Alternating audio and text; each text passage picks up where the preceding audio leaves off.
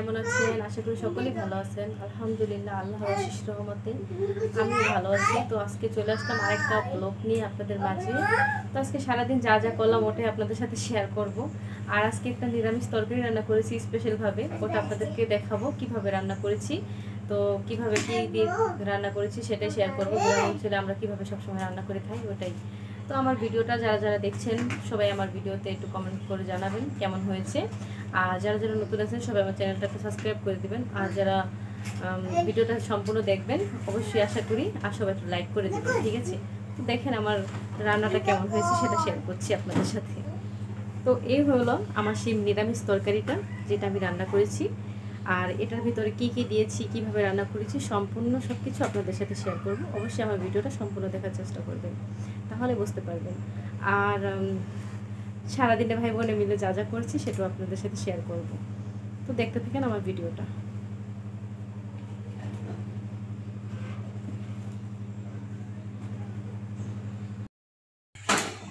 দেখেন ভাই, আমাদের কলা গাছটা পড়িয়া যাইতেছে গা, কলার ভারে কলা গাছ পড়িয়া যাইতেছে মোচড়াই গলা থেকে। এখন কলা গাছের সব পাতা কাটতে দিতে বা নাহলে কলা গাছ রাহন যাইব না। পাতার ভারে গাছের মাথায় সম্পূর্ণ ভাত, তো এই কারণে পুরাটাই পড়ে যেতেছে গা। এখন কি করবো আর,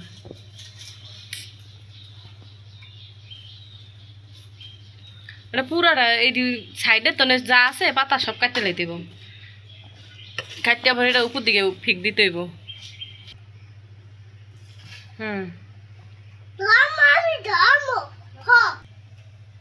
কলা গাছটা একটা ঝামেলাই, কদিন পর পর গাছের গোড়া মাথা সব ভেঙে পড়তে চায়। গাছ পড়িয়া যাইতেছে গা, এটা এখন ফিক দিতে হইব। হ্যাঁ ওই মাথায় ওই জায়গায় বাঁশ দিয়া তারপর উপর দিকে উড়ান লাগবে এটারে, আনালে তো এটা নিচেই পড়ে যাইব গা। আর 1 মাস লাগবে কলা পাকতে, দেরি আছে।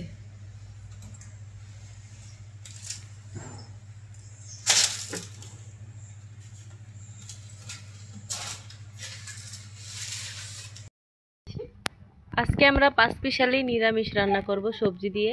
এখানে কাইটা নিছি অনেক কিছুই, পেঁপে আছে, কাঁঠালের বিচি আছে, পটল আছে, আলু আছে, আবার এখানে কিছু কচু কাইটা নিছি। এগুলা সব দিয়ে ডিম দিয়ে এটা রান্না করব, আপনাদের সাথে শেয়ার করব। কিরে তোরা কি খাইতাছস রে? কাঁঠাল খায়, কাঁঠাল খায়।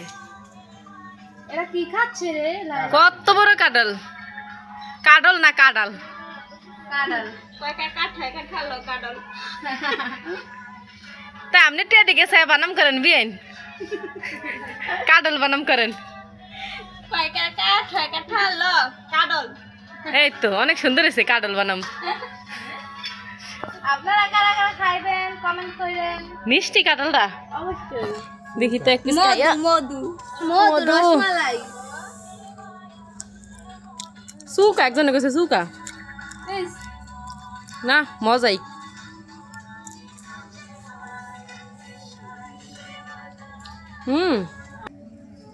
কিরে কেন? আমি তো পাগল হয়ে যাব। কাঁঠাল অনেক সেই স্বাদ, সেই স্বাদ। মধু মধু রসমালাই। আচ্ছা এই যদি রসমালাই, তো রসমালাই মেশে খাইব আর কি আত্তে?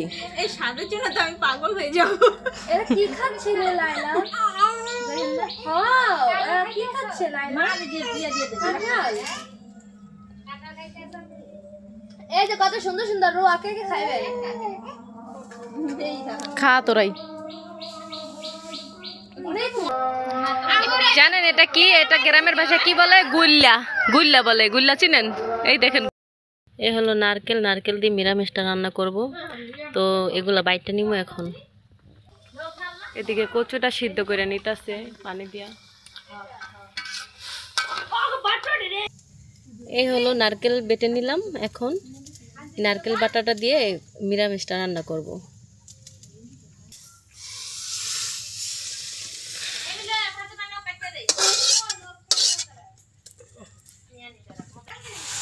কচুটা সিদ্ধ করা হয়ে গেছে, তো এখন কড়াইতে প্রথমে পেঁয়াজ বাটা দিয়ে দিল, আসলে আমরা এটা পরে বাগারটা পরে দিব, তাই এখন তেল তুল দিতেছি না, পেঁয়াজ বাটা দিয়ে দিছে। তো এখন আদা রসুন বাটা সেটাও দিয়ে দিল। তো এখন পরিমাণ মতন হলুদ মরিচ দুটোটাই দিয়ে দিতেছি, মরিচ গুঁড়া দিছি,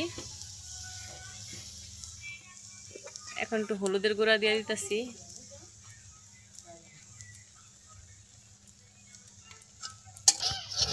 তো এই পাশে আছে চালতা দিয়ে ডাল দিয়ে রান্না করতেছে, আর ওই পাশে মশলা কষাইতেছি, নিরামিষ রান্না করবো দেখা। এটা কষানো হয়েছে, তো নিরামিষ গুলা দিয়ে দিলাম, যা যা আছে সব দিয়ে দিতেছি।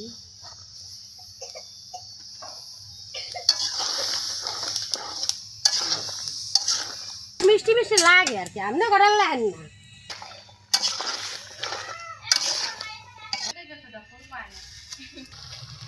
নারকেল বাটা দিয়া দিলাম।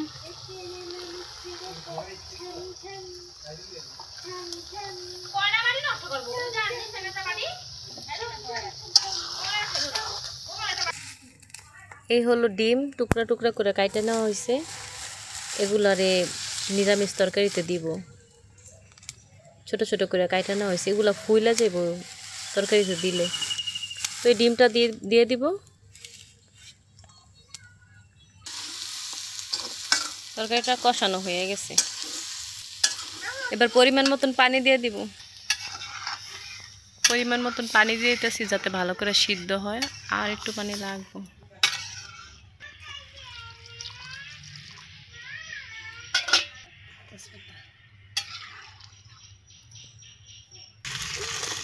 ডাল হয়ে গেছে, চালতা দিয়ে ডাল দিয়ে রান্না করছি। ডিম দিয়ে দিতেছি, কালারটা অনেক সুন্দর লাগে।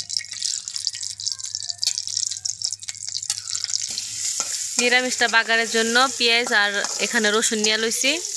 তো রসুন দিয়ে পেঁয়াজ দিয়ে বাগার দিলে জিনিসটা ঘেরান হয়, ভালো লাগে। তো এই কারণে আমি এখন এটারে লাল করে নিব।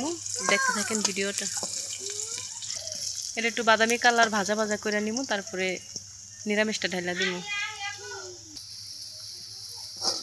এটা ভাজা ভাজা হয়ে গেছে, এখন ওইগুলো ঢাইলা দিয়া দিব।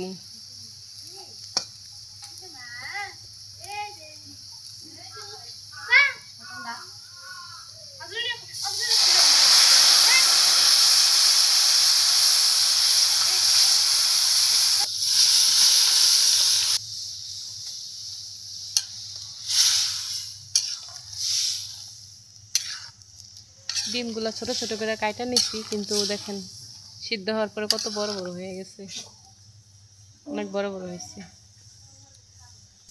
তো এখন আমি আর কিছুক্ষণ জাল দিব, তারপরে এটা হয়ে যাবে। আর একটু জিরার ফাঁকি দিয়ে দিব, জিরার ফাঁকিটা দিয়ে একটু জাল দিয়ে নামিয়ে ফেলবো। তো জিরার গুঁড়াটা দিয়ে দিলাম।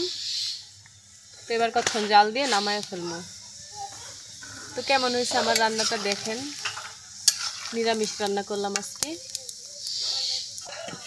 অনেকেই নিরামিষটা রান্না করে, যেমন আগে বাগার দিয়ে চড়ায়, আর আমরা একটু পরে বাগার দিলাম। লাস্টে বাগারটা দিলে কি একটু অন্যরকম লাগে খাইতে, স্বাদও আলাদা আসে।